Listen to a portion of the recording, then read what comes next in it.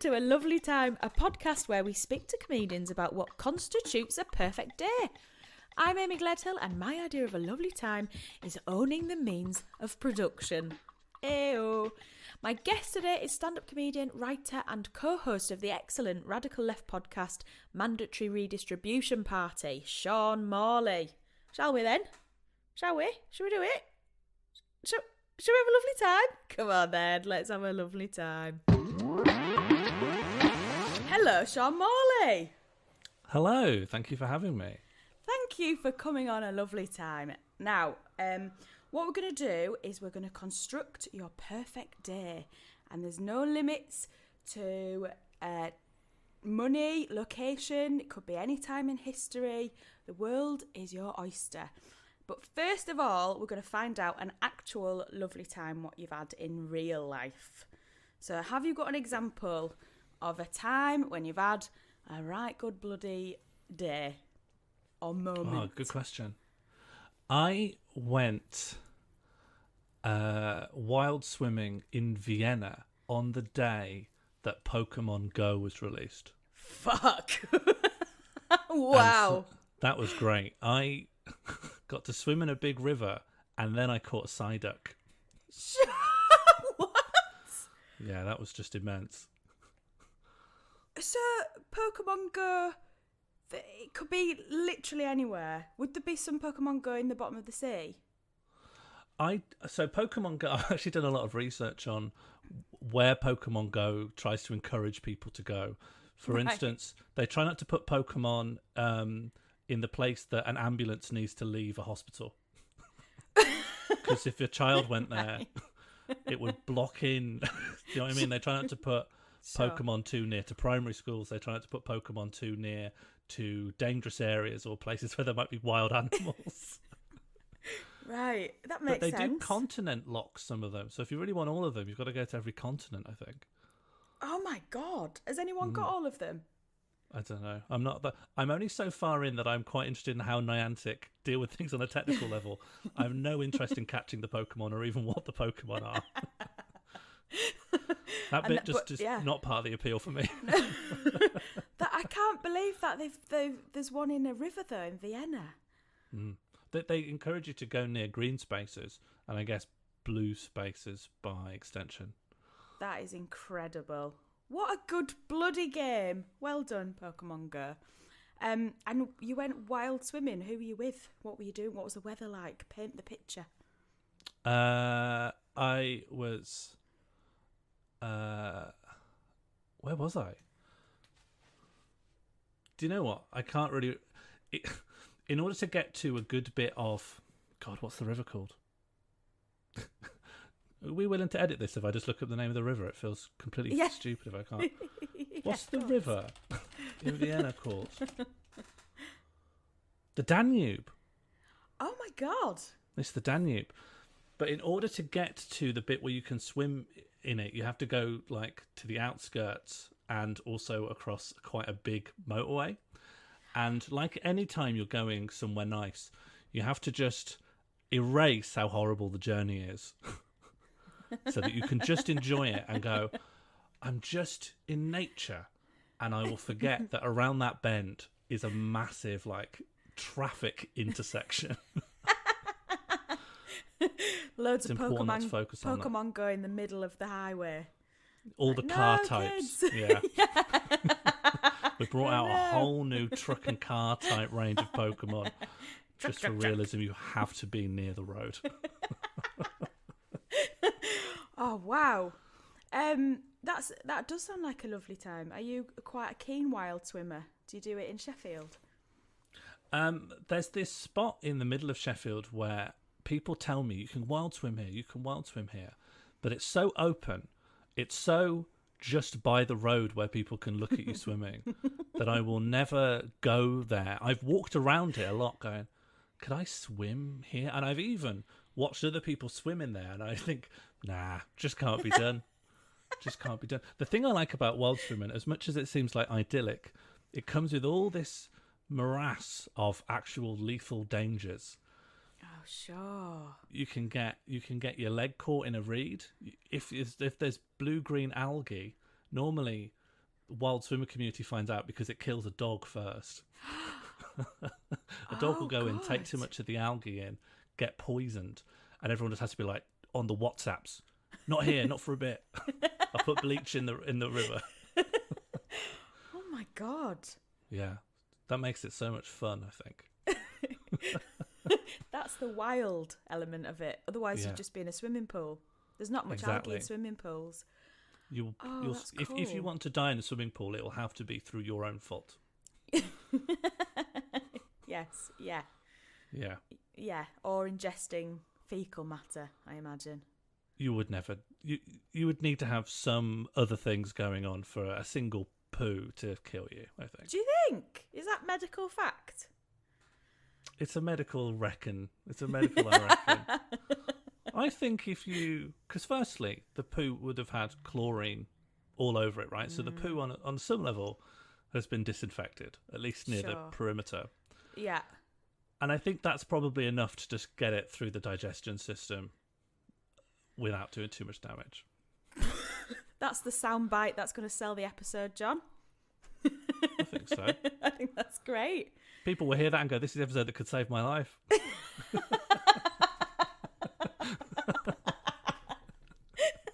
We're doing God's work. I knew we were. Thank goodness. We're now affiliated with the Red Cross. Wow. Right. So we've got an actual real life lovely time. But now let's go into our imaginations. So let's construct the day. So where in the world would you be? I think I'll take you through my reasoning.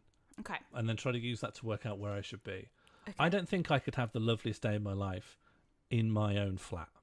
Right? I think a lot of people know that because at some point you'll have to go get a glass of water and you'll see the oven top and you think, that needs a scrub. And that's it. The day's not as good as it could have been. Yeah. And it shouldn't be in my home city because I'll know that later I'll have to go home and then I'll get a glass of water and then I'll see the oven top. Sure. So it needs to be about as far away from the oven top, I think, as possible. Damn oven top, ruining the days of your life. Well, the oven top's kind of a metaphor for the web of obligations that weigh down any human life. So, and I don't know why I think this would remove that web of obligations, but I'm going to go with space. We've never had one in space. Brilliant. You're in space. Are you like outside in space? Because you can be. Am I dead? Are you dead? Are you floating around dead? Free from any oven top? Based on what Sean said so far in his first few answers, I think his most lovely time would be him as a corpse. He talked about being trapped in a web of obligations. I can read between the lines. Sean, there's numbers you can call. I've rang you. Oh, God. Yeah. Oh, shit. Don't eat the poo, Sean. Oh, the poo is sterile.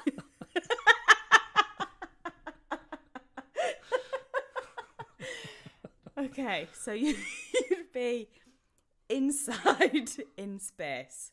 Alive in space, yeah. Alive in space. Any space in particular? Oh, what, like some coordinates? I think there's a real sameness to space. But let's say, like, beyond Earth's orbit, but not as far as Mars. Ooh, okay. Bet there's Pokemon Go there, if you look hard enough. Probably got bad coverage. Probably get one a year on my birthday. We've programmed him one in space. Yeah, let's send him up a Charizard. Off he goes. Yeah. Already got this one. This is fucked. God. Oh. Okay, and what sort of vehicle, I suppose, would you be in? Or what container are you in? What container? Sounds like I'm in a tub. Are you in Tupperware, Sean? In space? Just in a storage box. I'm just in a Maersk shipping container rattling around. Just sliding across the interior walls. Stuck in a corner for 5 years, can't get out. In my head, I'd be in like a not a research station, because that sounds like I'd have a lot of very boring work to do, but just a satellite, a live-in satellite. Oh yeah. So is there other people around? Is it like a big functioning? Absolutely not. Yeah. No. Oh. Pure intergalactic solo goblin mode. Wow. Yeah. Ooh. Ooh. It's sort of dark. Deciding to be completely on your own, so far away from humans. But I'd still have wonderful. Zoom. You'd have Zoom. We could do this. Zoom. Yeah. In fact, look out the window. Look where I am. Oh, fuck! Yeah. That's Mercury. Wow. That would be such an amazing twist. Okay, so you've woken up. You're in space. What are you going to do with your day? What would you like to occupy your time?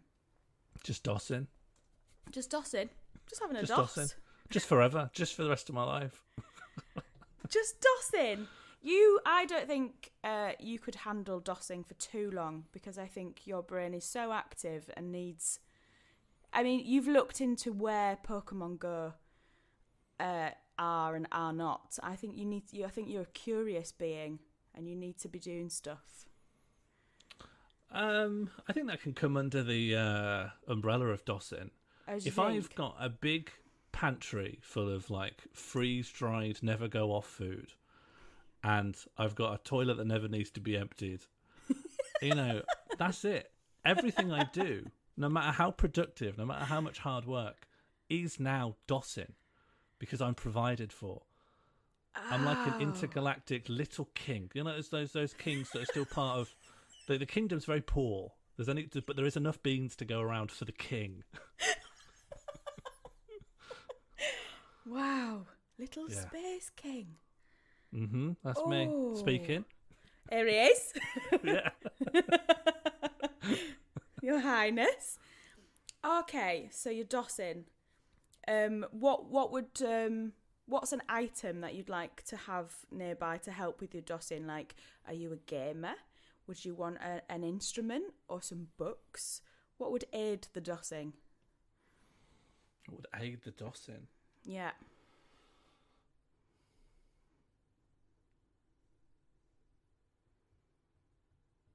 Just a little laptop. Just a little tiny little laptop. Yeah, but with 5 exterior monitors. Sure. Yeah. Like a weak budget laptop, but with this massive array of sci-fi monitors coming on it. Ooh. And I'd say at least half of them have no function, but like just display all these symbols in like foreign scripts that if I ever do have a visitor, and I won't let them in.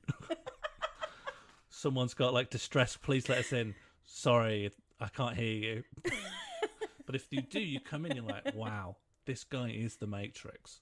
Oh, what? So what's but on? Actually, it's all running off an 8-year-old Dell. I think most of them are just dedicated to just showing like visualizations, Matrix style visualizations of like sci-fi looking stuff, and so the like one in the middle is just Wikipedia.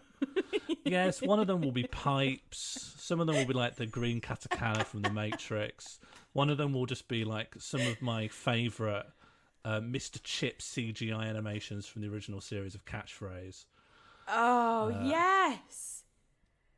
Mr. Chips was, I'd say, the OG robot. Oh my God, absolutely. He was a robot, right? Yeah, I think so. Must be. It's never really discussed that he's a robot. And why would he be called Mr. Chips? Because Because he can't eat chips, can he? It doesn't digest. So. Well, the name would sort of suggest he's maybe a potato, but he's not a potato. Because he looks welded, right? He's very smooth, very welded, yeah. Very smooth. He's very smooth. He's very smooth. Because it's like those 90s gradients, right? They can't put a more complicated texture on him. It's just a smooth, light bit, a dark bit. And then, does he wear like a neckerchief or something? He's got an article of clothing on. Are you looking him up? Yeah, straight away. Yeah, he wears a Fred from Scooby-Doo style neckerchief. It's a neckerchief, is it really? So he's like a little sort of cowboy. Well, cowboy either that robot. or it's... Given that it's like it's a simplified neckerchief because it's CGI rendered onto Mr. Chips, right? So you can't see the knot on it. You can't see that it's been tied. So it looks a little bit like it's actually a bandit's mask that he's pulled down to be like, don't worry, it's me, Mr. Chips. Don't worry, I wouldn't rob from you. Do you want to interpret this image? It actually is a well-known idiom. Oh my God. So there's a darker side to him. I'm going to see Mr. Chips' origin story. Burglar.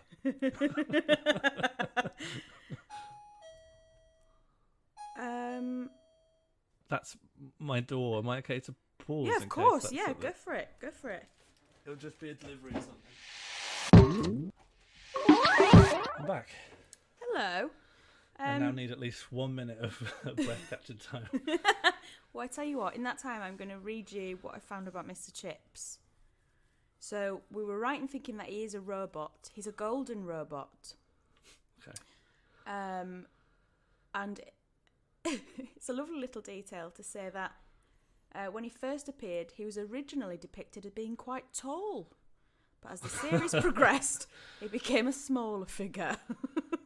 So Mr. Chips is shrinking. And then it says at one point, there's been variations on the mascot, such as Mr. Chips with a lemon for a head in 1994. I don't remember that.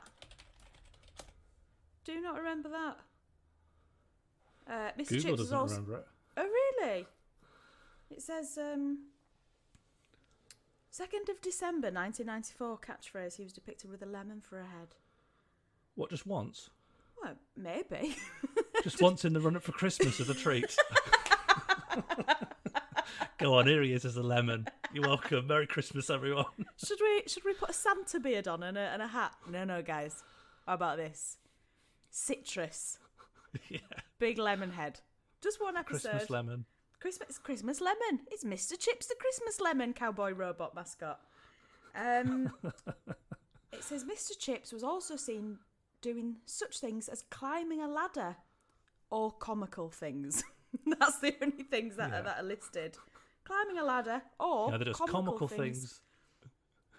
When he's not having a laugh, he'll be up a ladder. Oh, Mr. Chips is a bit sad today. Yeah, he's on his ladder. Oh, bless him. It's one of those days. He's up a ladder. Yeah, Ironically, when he's down, he goes up the ladder. Yeah.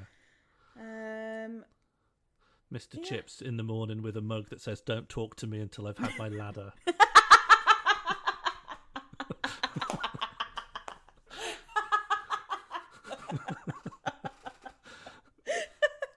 I want to see a Mr. Chips origin story. I want to see a full Mr. Chips movie, all in idioms.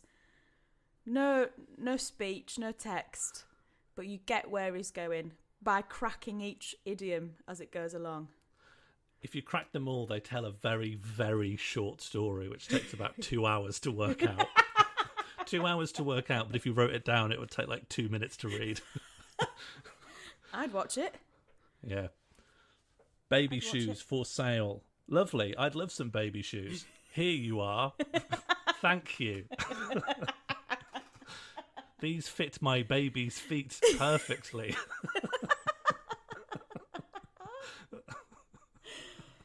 Oh my God. Is that's Edgar Allan Poe, is it? I think that it's bit. apocryphal who wrote that. I think it's kind of urban legendy. I think It's been attributed to a few people, like Mark Twain and so on. Oh, John saying Ernest Hemingway.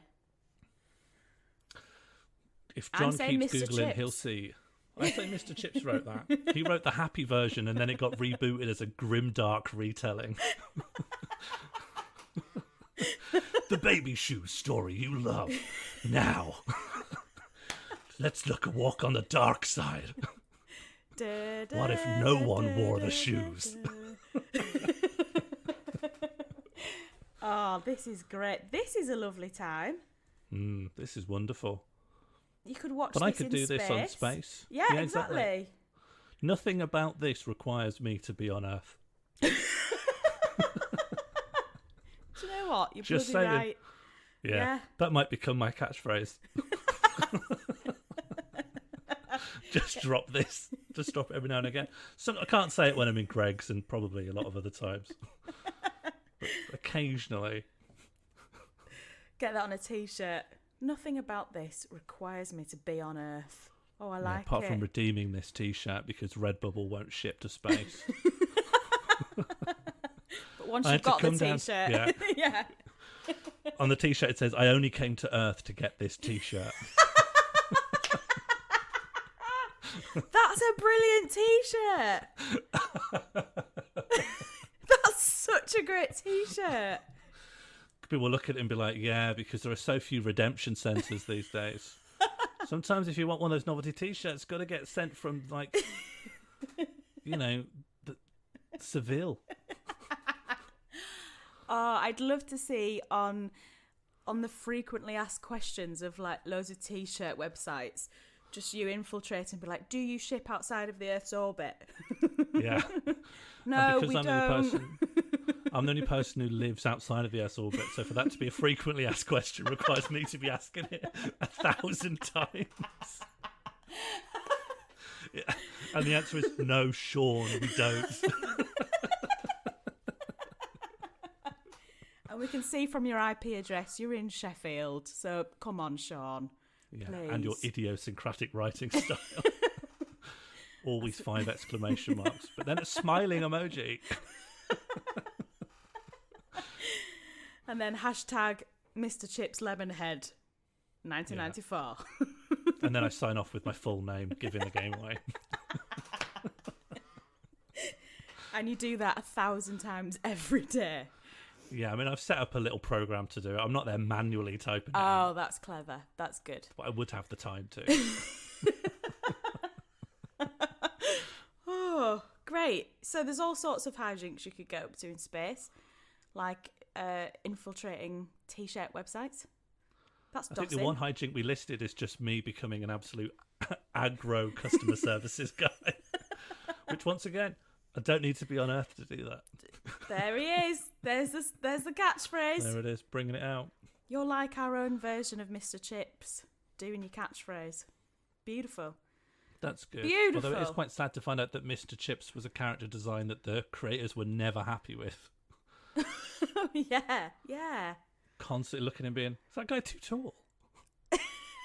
And I don't like that his head is not lemon. Should we put him up a ladder, guys, and just saying maybe he needs to be up a ladder? Now we've made him shorter.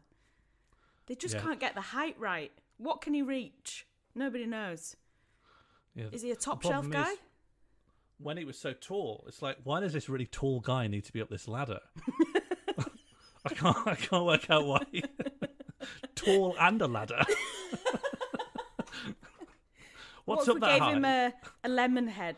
Does that sort of equal it out? No, we'll have to make him shorter. Yeah, that actually doesn't address any of the questions. We thought about a neckerchief. Yeah, whack that on. Sure. Stick whatever idea you want on this blank canvas of a nondescript yellow robot. Golden robot, please, Sean. Sorry, nondescript golden robot Thank king. you. Thank you very much. Okay, so I know there's nobody with you on your lovely time, but I normally ask like who definitely wouldn't be there. So maybe it's what would spoil the lovely time, like what one thing, one item or circumstance where you're like, do you know what? I was having a great time, and then this happened. I mean, there's a lot of risks to being in space, I guess. Asteroids, solar flare, just a sort of a creature, an organism getting in. Yeah. Although you assume if you're in space and an organism gets in, you assume it's going to be like alien. Yeah. But it could just be like a dog kind of thing. Or like a mouse. But even that, when you're just on your own, a mouse would do my head in on my pristine little space shed. Oh yeah, what if you'd got there and you'd brought like a fly with you? And then I think I probably should keep this alive. Yeah. I should nurture the fly. Then you strike up a friendship with it, maybe a romance, and then it dies. I think a romance might be the reason that it dies. What a way to go, though, for that fly. Yeah. Wow. Big day for the fly. It died as it lived, avoiding me. Showing me no affection. Oh. Okay. Okay, so I think we've got the picture of your lovely time. So you're in space, you're dotting, you've got loads of screens, some of which are screensavers. The pipes one, good screensaver. Love pipes. Love me them Microsoft pipes.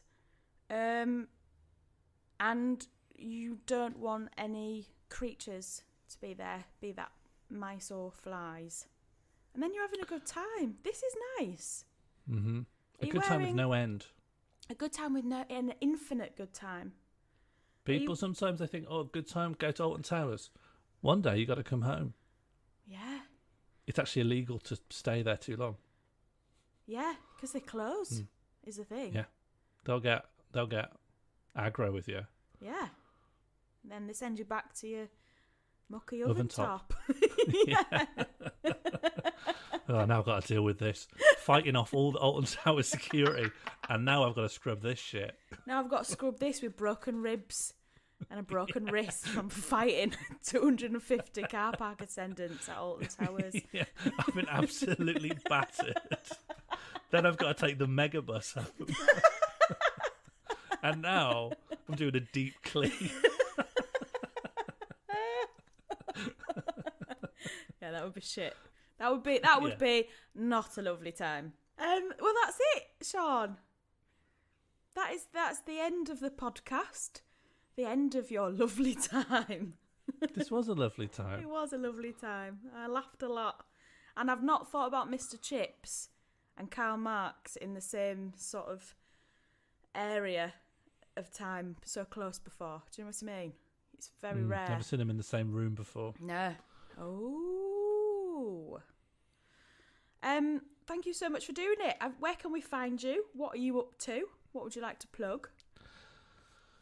You can find me on Twitter at Sean Mall, or on Twitch at Sean Mall, or anywhere really. I've managed just to change my account. I've changed my surname more or less from Morley, which is I share a name with a dead student, a kayaker, and a libertarian crypto-obsessed porn star wrestler. The last one being the most egregiously impactful on my Google search results. Oh my god. But by taking out the last two letters of my name, I've managed to create a unique handle basically everywhere. So if you want to know if I'm on a website, just search /Sean Mall on it. You'll find out. Brilliant. Sean Mall, thanks very much for coming. Thank you for having me. What a pleasure. Well, there we go. Our first A Lovely Time in Space. And it was bound to happen. And it was bound to be Sean Morley, who was broken through the final frontier with Mr. Chips in tow. What a bloody lovely time. Sean's brilliant, so make sure you listen to Mandatory Redistribution Party with the equally brilliant Jack Evans. And you can also see Sean Morley live in the flesh at the next A Lovely Time, which is on the 6th of November at Chapeltown Picture House in Manchester. He'll be there with Nick Helm, William Stone and Amy Gledhull, whoever she is. And we'll be back soon with another lovely guest. So until then, just keep leaving your 5-star reviews, subscribing to the podcast and telling every person you've ever met about how good it is. That's it. Thank you so much for listening and see you next week for another lovely time.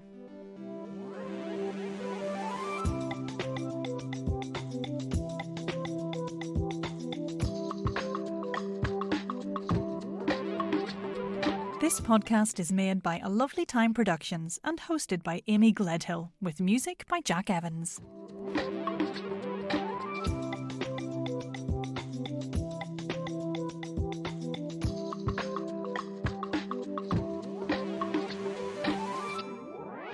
Do you know that Karl Marx's grandson is a massive skater?